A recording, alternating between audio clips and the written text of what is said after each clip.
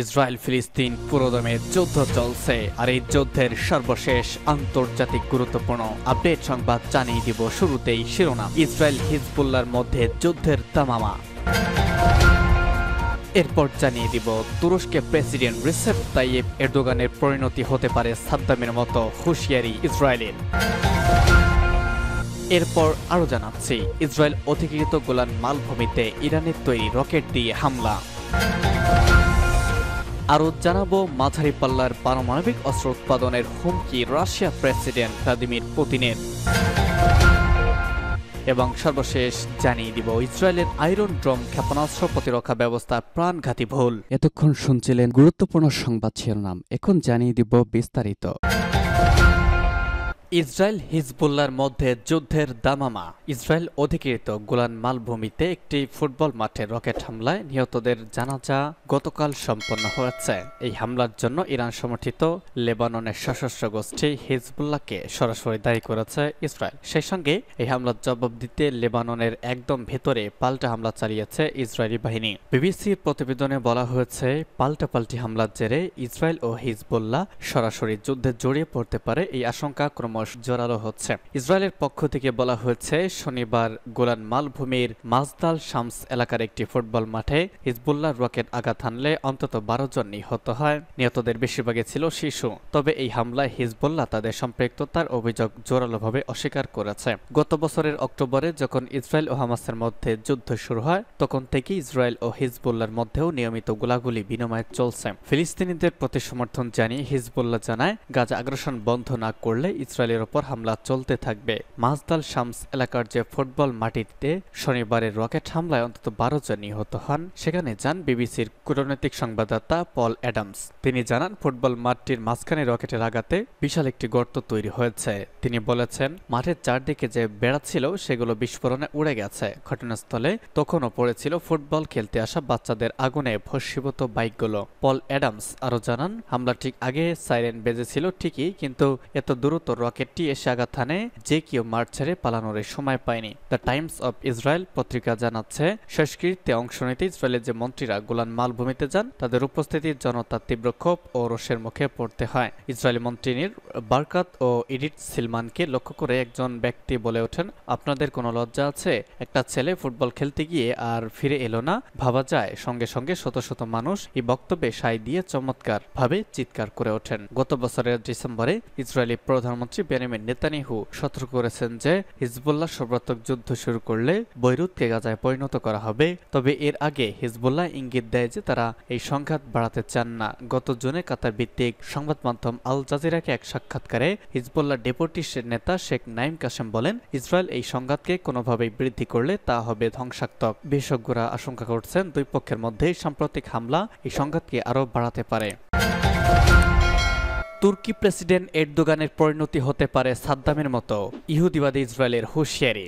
ইহুদিবাদী ইসরায়েলের পররাষ্ট্রমন্ত্রী ইসরায়েল কাটস হুঁশিয়ারি উচ্চারণ করে বলেছেন, যদি গাজা যুদ্ধে হস্তক্ষেপের চেষ্টা করেন তাহলে তুরস্কের প্রেসিডেন্ট রিসেপ তাইয়েপ এরদোগানের পরিণতি ইরাকের সাবেক শাসক সাদ্দাম হোসেনের মতো হতে পারে। 2003 সালে সাদ্দাম মার্কিন সমর্থিত বহুজাতিক বাহিনীর হামলায় ক্ষমতাচ্যুত হন এবং পরে তাকে মার্কিন তত্ত্বাবধানে ফাঁসি দেওয়া হয়। গতকাল নিজ শহরে ব্রিজে ক্ষমতাসীন জাস্টিস অ্যান্ড ডেভেলপমেন্ট পার্টির এক সমাবেশে এরদোগান বলেন, ফিলিস্তিনকে জনগণকে সাহায্য করার জন্য তুরস্কের সামরিক বাহিনী ইসরায়েলে প্রবেশ করতে পারেন। তার এই বক্তব্যের পর ইসরায়েলের পররাষ্ট্রমন্ত্রী ক্ষুব্ধ প্রতিক্রিয়া জানিয়ে সাদ্দামের পরিণতির হুঁশিয়ারি দিয়েছেন এরদোগানকে। ইসরায়েলি পররাষ্ট্রমন্ত্রী সামাজিক মাধ্যম এক্স পেজে এক পোস্টে বলেছেন, এরদোগান সাদ্দামের পথ অনুসরণ করছেন এবং ইসরায়েলকে আক্রমণের হুমকি দিচ্ছেন। তুর্কি নেতাকে সাদ্দামের কথা স্মরণ করা উচিত এবং তার পরিণতি কি হয়েছিল তা খেয়াল রাখা দরকার। ইসরায়েলের বিরোধী নেতা ইয়ার লাপিডও এরদোগানের বিরুদ্ধে ক্ষুব্ধ প্রতিক্রিয়া ব্যক্ত করেছেন। এরদোগানকে মধ্যপ্রাচ্যের বিপজ্জনক ব্যক্তি বলে উল্লেখ করেছেন তিনি। লাপিড বলেছেন, সারা বিশ্বকে বিশেষ করে ন্যাটো জোটভুক্ত দেশগুলোকে অবশ্যই জোরালো ভাষায় এরদোগানের এই বিদ্বেষী হুমকির বিরুদ্ধে নিন্দা করতে হবে। ইসরায়েল অধিকৃত গোলান মালভূমিতে ইরানের তৈরি রকেটের হামলা। গতকাল ইসরায়েল অধিকৃত গোলান মালভূমির একটি ফুটবল মাঠে রকেট হামলা চালানো হয়। এতে শিশুসহ 11 জন নিহত, 19 জন আহত হন। এই হামলায় ব্যবহৃত ক্ষেপণাস্ত্রটি ইরানের তৈরি বলে দাবি করেছে ইসরায়েলের পররাষ্ট্র মন্ত্রণালয়। গতকাল একটি বিবৃতিতে দেশটির পররাষ্ট্র মন্ত্রণালয় জানিয়েছে, হিজবুল্লাহ একমাত্র সশস্ত্র গোষ্ঠী যাদের অস্ত্রাগার রয়েছে। এটি ব্রিটিশ বার্তা সংস্থা রয়টার্স এই খবর জানিয়েছে। পররাষ্ট্র মন্ত্রণালয় আরও জানিয়েছে, দক্ষিণ লেবাননের জেবা গ্রামের উত্তর একটি এলাকা থেকে ক্ষেপণাস্ত্রটি ছোড়া হয়েছিল। এই কারণেই হামলার জন্য ইরান সমর্থিত হিজবুল্লাহকে পুরোপুরি দোষারোপ করা হচ্ছে। তবে সিরিয়ার পররাষ্ট্র মন্ত্রণালয় হিজবুল্লাহর বিরুদ্ধে ইসরায়েলের অভিযোগকে মিথ্যা বলে দাবি করেছে, বরং এই অঞ্চলে বিপজ্জনকভাবে সংঘাত বৃদ্ধির জন্য ইসরায়েলকেই সম্পূর্ণরূপে দায়ী করেছে সিরিয়া। এর আগে ইরানের পররাষ্ট্র মন্ত্রণালয় লেবাননের নতুন কোনো দুঃসাহসিক অভিযানের বিরুদ্ধে ইসরায়েলকে সতর্ক করেছে। লেবাননের পররাষ্ট্রমন্ত্রী আবদুল্লাহ বৌ হাবিব ইসরায়েলকে সংযমের আহ্বান জানাতে বৈরুতে মার্কিন রাষ্ট্রদূতকে অনুরোধ জানিয়েছেন। হিজবুল্লাহকেও সংযম দেখানোর জন্য একটি বার্তা পাঠাতে বলছে বৌ হাবিব। এদিকে উভয় পক্ষকে সর্বোচ্চ সংযমের আহ্বান জানিয়েছে জাতিসংঘ। মাঝারি পাল্লার পারমাণবিক অস্ত্র উৎপাদনের হুমকি পুতিনের। আবারও মাঝারি পাল্লার পারমাণবিক অস্ত্র উৎপাদনের হুমকি দিয়েছেন রুশ প্রেসিডেন্ট ভ্লাদিমির পুতিন। যুক্তরাষ্ট্র যদি জার্মানি বা ইউরোপের অন্য কোথাও ক্ষেপণাস্ত্র মোতায়েনের পরিকল্পনা বাস্তবায়ন করে, তাহলে মস্কো এই ধরনের পারমাণবিক অস্ত্র উৎপাদনের পথে হাঁটবে বলে সতর্ক করে দিয়েছেন তিনি। গতকাল রাশিয়ার সেন্ট পিটার্সবার্গ শহরে নৌবাহিনীর কুচকাওয়াজে রুশ প্রেসিডেন্ট এমন হুঁশিয়ারি দেন। পুতিন বলেন, যুক্তরাষ্ট্র এ ধরনের পরিকল্পনা বাস্তবায়ন করলে মাঝারি ও স্বল্প পাল্লার অস্ত্র স্থগিত নিয়ে এর আগে গৃহীত চুক্তি থেকে সরে আসার কথা ভাবছে মস্কো। পুতিন যে অস্ত্র উৎপাদনের কথা বলেছেন সেগুলো 500 থেকে 5000 কিলোমিটার দূরের লক্ষ্যবস্তুতে আঘাত হানতে পারে। এসব অস্ত্রের উৎপাদন ও মোতায়েন নিয়ন্ত্রণ করতে 1987 সালে যুক্তরাষ্ট্র তৎকালীন Soviet Union intermediate range nuclear forces treaty নামে একটি চুক্তি করেছিল। তবে 2019 সালে পরস্পরের বিরুদ্ধে চুক্তির লঙ্ঘনের অভিযোগ তুলে যুক্তরাষ্ট্র ও রাশিয়া এরপর ওই চুক্তি থেকে বেরিয়ে যায় দেশ দুটি। যদিও পরে রাশিয়া জানিয়েছিল, যুক্তরাষ্ট্র বিদেশে ক্ষেপণাস্ত্র মোতায়েন না করলে মস্কো একই ধরনের ক্ষেপণাস্ত্র উৎপাদন করবে না। কিন্তু কয়েক সপ্তাহ আগে ওয়াশিংটন ও বার্লিন ঘোষণা দেয় 2026 সাল থেকে জার্মানিতে পর্যায়ক্রমে দূরপাল্লার ক্ষেপণাস্ত্র মোতায়েন করা হবে। এরপর থেকেই মাঝারি পাল্লা পারমাণবিক অস্ত্র উৎপাদনের ব্যাপারে ক্রমাগত হুমকি দিয়ে আসছেন পুতিন। সর্বশেষ জানিয়ে দিব, ইসরায়েলের আয়রন ডোম ক্ষেপণাস্ত্র প্রতিরক্ষা ব্যবস্থা প্রাণঘাতী ভুল। ইহুদিবাদ ইসরায়েলের কুখ্যাত আকাশ প্রতিরক্ষা ব্যবস্থা আয়রন ডোমের ভুল করে ছোড়া ক্ষেপণাস্ত্র আঘাতে গোলান মালভূমিতে বেশ কিছু ইসরায়েলি দুরুজ নাগরিক হতাহত হয়েছে।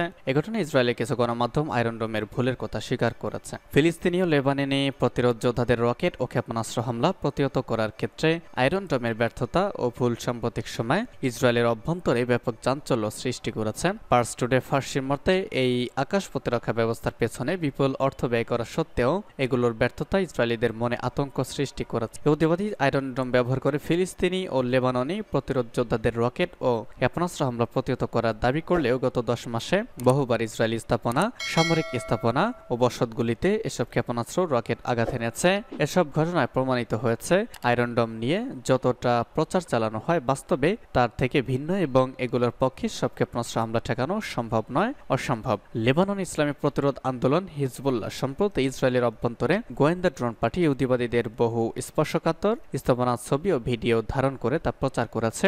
এসব স্পর্শকাতর স্থাপনার মধ্যে রয়েছে হাইফার নৌবন্দর ও বিভিন্ন স্থানে বসানো আয়রন ডোমের ব্যাটারি। ইসরায়েলের অভ্যন্তরে ঘটার পর ঘণ্টা ড্রোন উড়িয়ে তা লিবাননে ফিরিয়ে নেয়ার ঘটনায় আয়রন ডোমের ব্যর্থতা প্রকট আকারে ধারণা পড়েছে। পার্স টুডে ফার্সি জানাচ্ছে, হিজবুল্লাহর গোয়েন্দা ড্রোনগুলো ইসরায়েলের দিমুনা পরমাণু স্থাপনা থেকে 40 কিলোমিটার দূর পর্যন্ত পৌঁছাতে সক্ষম হয়েছে।